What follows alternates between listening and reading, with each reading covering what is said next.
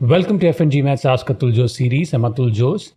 Today I explain the 5 rules to manage your supervisors for MBA application recommendation letters. This is a tricky topic to cover, and I don't think many of you fully understand the challenges you are likely to face when you request a recommendation letter. Over the past 10 years, I've seen so many interesting dynamics between supervisors and applicants from technology, military, investment banking, marketing, consulting, and engineering backgrounds. Each interaction I had as part of FNGMAT's recommendation letter editing service has given me insights into following certain best practices. Number 1, establish a protocol for communication. As in any professional setting, you're expected to write an email with a balanced tone and convey the requirement for the recommendation letter. You should bring the person to the center stage and emphasize the value of the letter for admissions and reiterate how the essays and the letter must match. Ideally, meet the person outside a professional context in a cafe or in a neutral venue. For conveying such an important message, a chat or email as the first communication might diminish the seriousness of your goal. You might be comfortable with internal chat apps and voice messages. I recently got a request for an important tax document from a former employee through chat. And I found it absurd that someone would request such an important document through chat. No matter how much we have evolved with communication, stick to email as your default communication tool. Let's say you have relocated or the supervisor is traveling and email is the only option for the first interaction. Write an email with the entire context, why an MBA, the importance of a recommendation letter, the value of the supervisor's voice in the letter,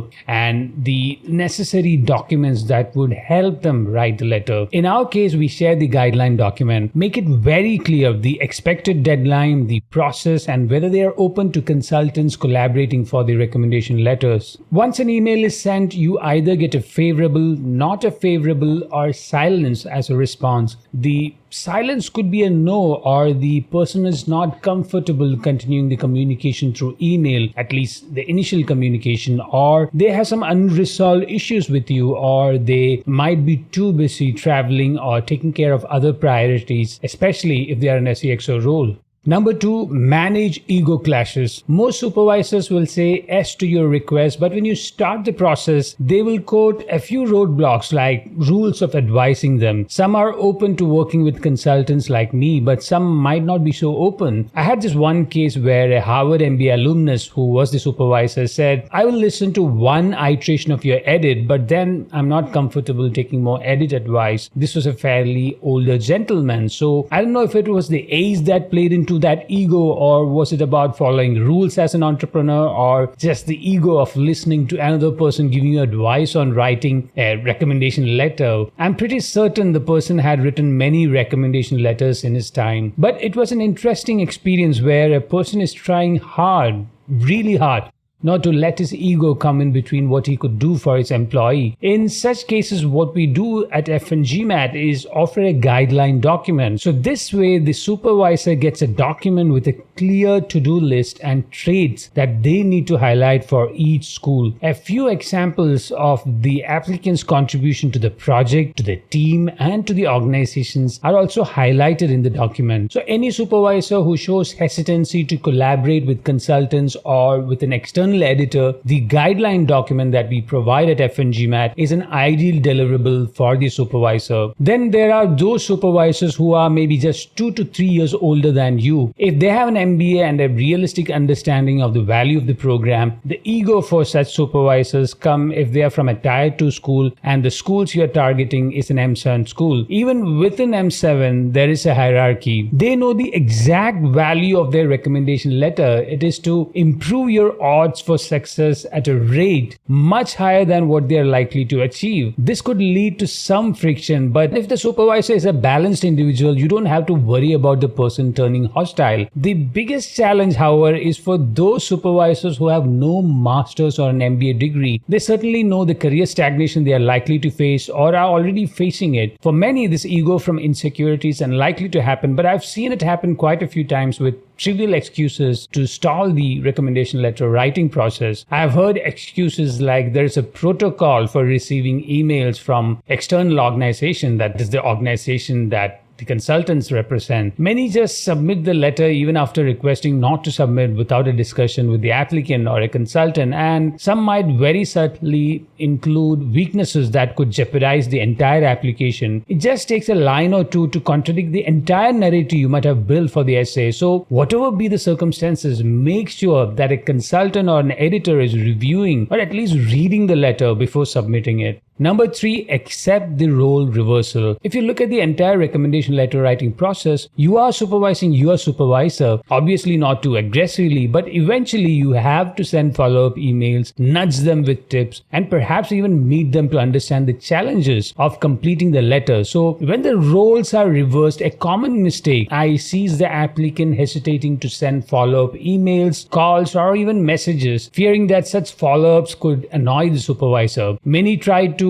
mimic the style of the supervisor. If the person had given you a lot of autonomy, you feel it's unfair to follow up. That is absolutely not the case. They are managing multiple tasks on a daily basis, and writing a recommendation letter is unlikely to be at the top of their agenda, no matter how great your dynamics are with the supervisor. Most supervisors will wait close to the deadline date before even writing the first draft. This means that the probability of an error or a weakness that jeopardizes your admission creeping into the letter is high. So a rule of thumb is to follow up and ensure that at least the first draft is completed 1 week before the deadline, and embrace the role reversal. But always maintain diplomacy when you communicate, show respect, reiterate the importance of the letter, and persistently follow up until you get the deliverables for a consultant to review, or you're certain that the points included in the guideline document that you prepare with the consultant are covered by the supervisor. Number 4, change supervisor only when required. There is no one rule for assessing whether to ask another supervisor for a recommendation letter. The organizational hierarchy, your roles and responsibilities, your history with the supervisor, and the leadership style and culture in your organization quite often determine this decision. In some organizations like the military or a startup, the officer or the founder might have made plans with a long-term perspective.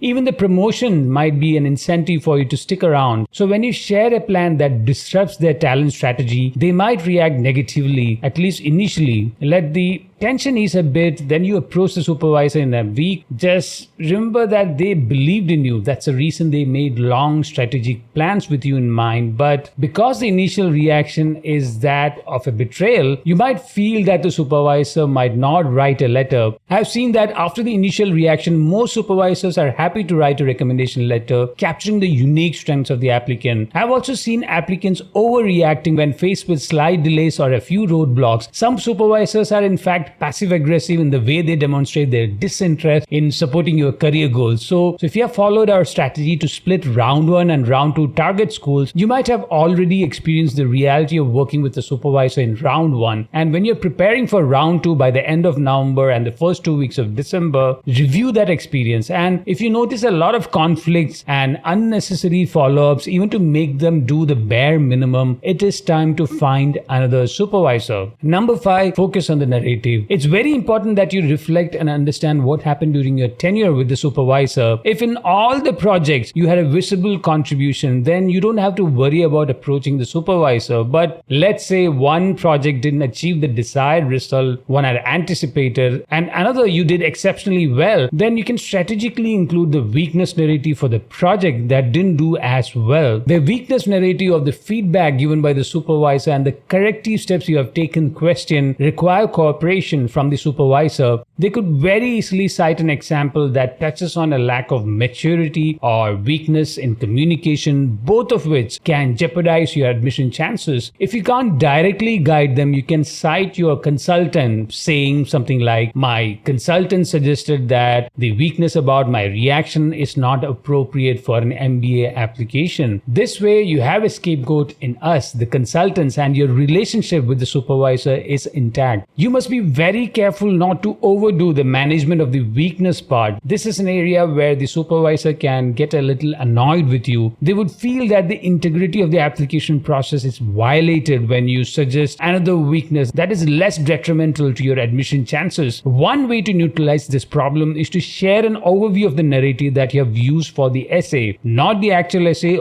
only the overview. This is to avoid supervisors from borrowing phrases from your actual essay. That's a recipe for rejection when you have essays and letters with similar phrasing. The supervisor cites an example where you overreacted to a setback or it affected your dynamics in the organization, then the entire narrative for the essay won't work. So you have to reiterate why such contradictions are harmful to your application. For the strengths part of the letter, offering a bird's eye view and balancing metrics with narrative is important for an authentic letter. Even if the metrics are not often mentioned in the letter, the narrative is extremely important. Make sure that they don't write the letter as an essay with a lot of storytelling. That's a first tell that the letter has been written by the applicant or they have supervised the entire process. Then there are some supervisors who will suggest that you write the letter and they would just edit it and sign it. Try to get the first draft, but if they don't agree, to be honest, you can't do much about it if that is the only person who's likely to write the letter. In such cases, taking assistance from someone else who can write in an authoritative voice is one way to go. Don't write your own letters. For help with managing the entire MBA application recommendation letters, subscribe to FNGMAT's One School MBA recommendation letter editing service